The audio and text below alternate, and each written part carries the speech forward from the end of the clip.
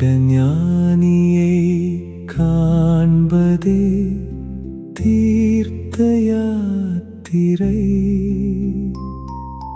திடஞானியை காண்பதே தேவ பூஜை.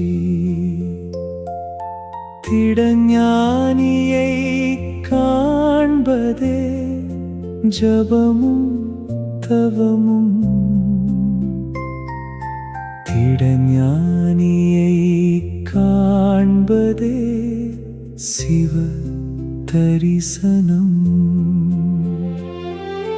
திடஞானியோடு வாழ்வதே மூவுலகிலும் அரிது. ஞானியை போற்றினால் ஞான பலன் வரும். அதனால் ஜீவன் முக்தி பேரின்பம் மலரும். பின்பு விதேக முக்தி தானே வந்து சேரும்.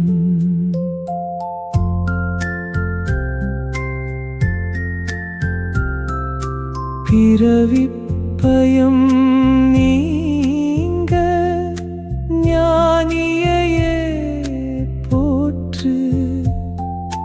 அசையாத சிலை போல் எண்ணம் இல்லாமல்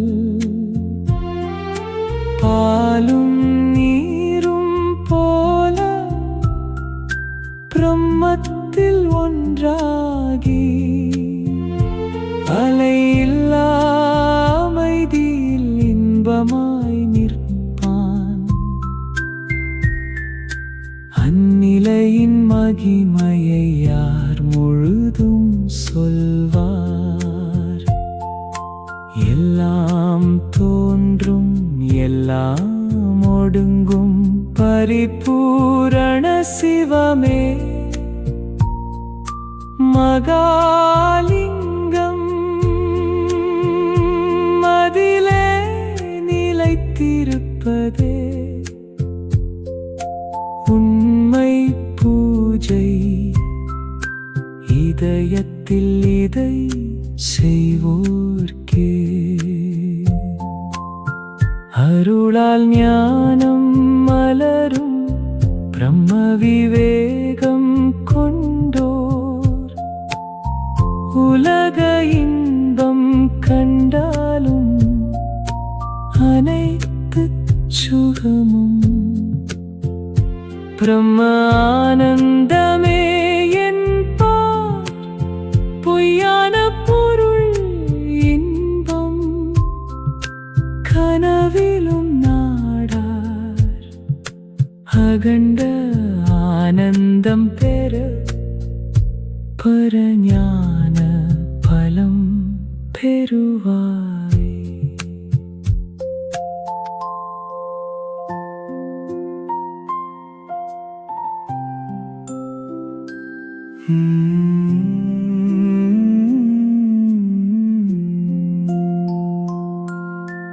அகண்ட பரபிரம்மே சத்தியத்தின் சத்தியம்.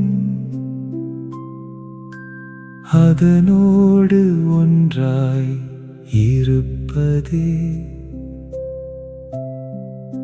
சச்சங்கம். அகண்ட பரபிரம்மே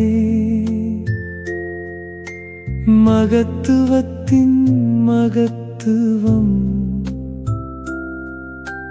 அதனோடு ஒன்றாய் இருப்பதே மகச்சங்கம். உலகம் ஜீவன் ஈசன்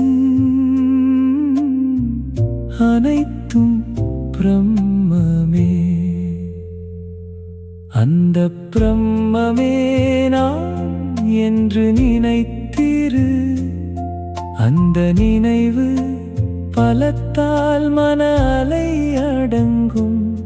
அந்த நினைவும் நீங்கி பரம்பொருளாய் நில்லு.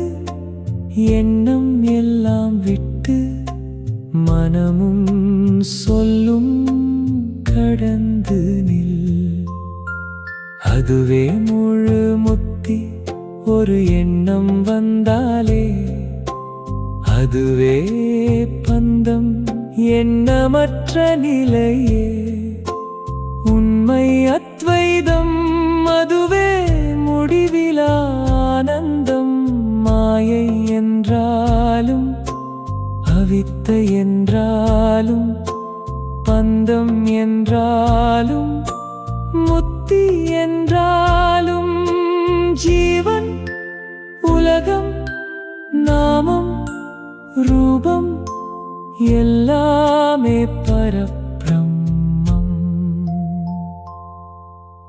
வேறொன்றும் இல்லை என்று அறி.